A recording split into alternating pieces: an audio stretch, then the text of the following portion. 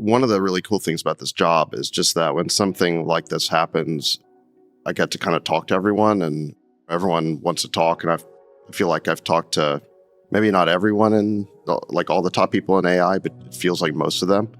And there's definitely a lot of takes all over the map on DeepSeek, but I feel like I've started to put together a synthesis based on hearing from the top people in the field. It was a bit of a freak out. I mean, it's rare that a model release is going to be a global news story or cause $1 trillion of market cap decline in one day. And so it is interesting to think about, like, why was this such a potent news story? And I think it's because there's two things about that company that are different. One is that obviously it's a Chinese company rather than an American company. And so you have the whole China versus US competition.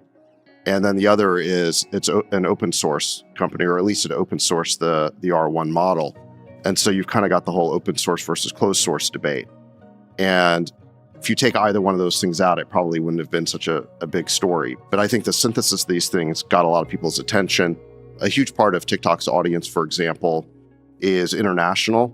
Some of them like the idea that the US may not win the AI race, that the US is kind of getting a comeuppance here. And I think that fueled some of the early attention on TikTok. Similarly, there's a lot of people who are rooting for open source, or they have animosity towards OpenAI. And so they were kind of rooting for this idea that, oh, there's this open source model that's going to give away what OpenAI has done at 1/20th the cost. So I think all of these things provided fuel for the story.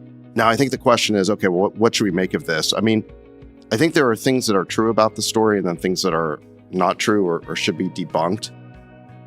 I think that, let's call it true thing here, is that if you had said to people a few weeks ago that the second company to release a reasoning model along the lines of O1 would be a Chinese company, I think people would have been surprised by that. So I think there was a surprise. And just to kind of back up for people, there's two major kinds of AI models now. There's kind of the base LLM model like ChatGPT 4.0, or the DeepSeek equivalent was V3, which they launched a month ago. And that's basically like a smart PhD. You ask a question, gives you an answer. Then there's the new reasoning models, which are based on reinforcement learning, sort of a separate process as opposed to pre-training. And O1 was the first model released along those lines. And you can think of a reasoning model as like a smart PhD who doesn't give you a snap answer, but actually goes off and does the work. You can give it a much more complicated question, and it'll break that complicated problem into a subset of smaller problems, and then it'll go step by step to solve the problem. And that's called chain of thought, right? And so the new generation of agents that are coming are based on this type of idea of chain of thought, that an AI model can sequentially perform tasks, figure out much more complicated problems. So OpenAI was the first to release this type of reasoning model. Google has a similar model they're working on called Gemini 2.0 Flash Thinking. They've released kind of an early prototype of this called Deep Research 1.5.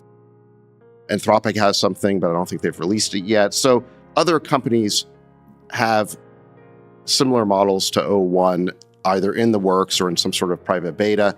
But DeepSeek was really the next one after OpenAI to release, the full public version of it. And moreover, they open sourced it. And so this created a pretty big splash. And I think it was legitimately surprising to people that the next big company to put out a reasoning model like this would be a Chinese company. And moreover, that they would open source it, give it away for free. And I think the API access is something like 1/20th the cost. So all of these things really did drive the news cycle. And I think for good reason, because I think that if you had asked most people in the industry a few weeks ago, how far behind is China on AI models, they would say 6 to 12 months. And now I think they might say something more like 3 to 6 months, right? Because O1 was released about 4 months ago, and R1 is comparable to that. So I think it's definitely moved up people's timeframes for how close China is on AI. Now, let's take we should take the claim that they only did this for $6 million. On this one, I'm with Palmer Luckey and Brad Gerstner and others, and I think this has been pretty much corroborated by everyone I've talked to, that number should be debunked. So first of all, it's very hard to validate a claim about how much money went into the training of this model. It's not something that we can empirically discover. But even if you accept it at face value, that $6 million was for the final training run. So when the media is hyping up these stories saying that this Chinese company did it for 6 million and these dumb American companies did it for $1 billion, it's not an apples to apples comparison, right? I mean, if you were to make the apples to apples comparison, you would need to compare the final training run cost by DeepSeek to that of OpenAI or Anthropic. And what the founder of Anthropic said, and what I think Brad has said, being an investor in OpenAI and having talked to them, is that the final training run cost was more in the tens of millions of dollars about 9 or 10 months ago. And so, it's not 6 million versus $1 billion. Okay. It's $1 billion number might include all the hardware they've bought, the years of putting into it, a holistic number as opposed to the training number. Yeah, it's not fair just to running it is what you're saying. It's not fair to compare, let's call it a soup to nuts number, a fully loaded number by American AI companies to the final training run by the Chinese company. But real quick, Sachs, you've got an open source model, and the white paper they put out there is very specific about what they did to make it and sort of the results they got out of it. I don't think they give the training data, but you could start to stress test what they've already put out there and see if you can do it cheap, essentially. Like I said, I think it is hard to validate the number. I think that let's just assume that we give them credit for the 6 million number. My point is less that they couldn't have done it, but just that we need to be comparing likes to likes. Yeah. So if, for example, you're going to look at the fully loaded cost of what it took DeepSeek to get to this point, then you would need to look at what has been the R&D cost to date of all the models and all the experiments and all the training runs they've done, right? And the compute cluster that they surely have. So Dylan Patel, who's leading semiconductor analyst, has estimated that DeepSeek has about 50,000 hoppers. And specifically, he said they have about 10,000 H100s, they have 10,000 H800s, and 30,000 H20s.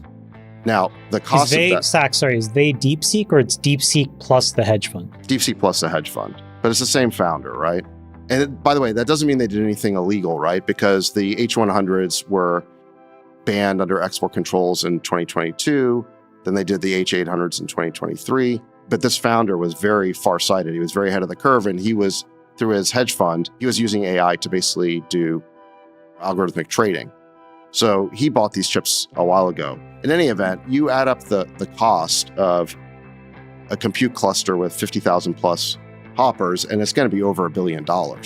So this idea that you've got this scrappy company that did it for only 6 million, just not true. They have a substantial compute cluster that they use to train their models.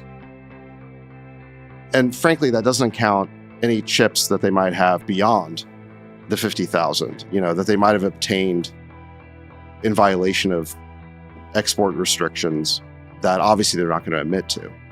And we just don't know. We don't really know the full extent of what they have. So I just think it's worth pointing that out, that I think that part of the story got overhyped. It's hard to know what's fact and what's fiction. Everybody who's on the outside guessing has their own incentive, right? So if you're a semiconductor analyst that effectively is massively bullish NVIDIA, you want it to be true that it wasn't possible to train on $6 million.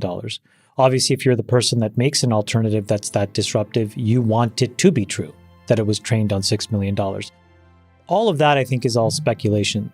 The thing that struck me was how different their approach was, and TK just mentioned this, but if you dig into not just the original white paper of DeepSeek, but they've also published some subsequent papers that have refined some of the details. I do think that this is a case, and Sachs, you can tell me if you disagree, but this is a case where necessity was the mother of invention.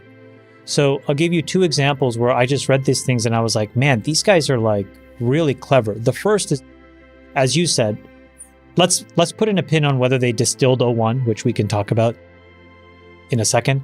But at the end of the day, these guys were like, well, how am I going to do this reinforcement learning thing? they invented a totally different algorithm. There was the orthodoxy, right? This thing called PPO that everybody used. And they were like, no, we're going to use something else called, I think it's called GRPO or something. It uses a lot less computer memory and it's highly performant.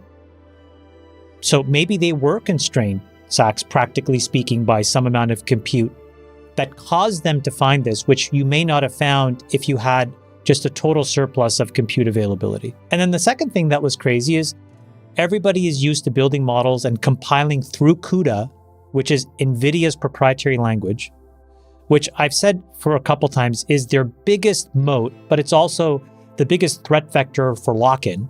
And these guys worked totally around CUDA, and they did something called PTX, which goes right to the bare metal. And it's controllable, and it's effectively like writing assembly. Now, the only reason I'm bringing these up is we, meaning the West, with all the money that we've had, didn't come up with these ideas. And I think part of why we didn't come up is not that we're not smart enough to do it, but we weren't forced to because the constraints didn't exist. And so I just wonder how we make sure we learn this principle. Meaning, when the AI company wakes up and rolls out of bed and some VC gives them $200 million, maybe that's not the right answer for a Series A or a seed. And maybe the right answer is 2 million so that they do these DeepSeek-like innovations. Constraint makes for great art. What do you think, Friedberg, when you're looking at this? Well, I think it also enables a new class of investment opportunity. Given the low cost and the speed, it really highlights that maybe the opportunity to create value doesn't really sit at that level in the value chain, but further upstream. Balaji made a comment on Twitter today that was pretty funny, or I think reflects this. About the rapper? Yeah, he's like, turns out the rapper may be the the moat. The moat, like, which is true. At the end of the day, if model performance continues to improve, get cheaper, and it's so competitive that it commoditizes much faster than anyone even thought, then the value is going to be created somewhere else in the value chain. Maybe it's not the wrapper. Maybe it's with the user. And maybe, by the way, here's an important point. Maybe it's further in the economy. You know, when electricity production took off in the United States, it's not like the companies are making a lot of money that are making all the electricity. It's the rest of the economy that accrues a lot of the value.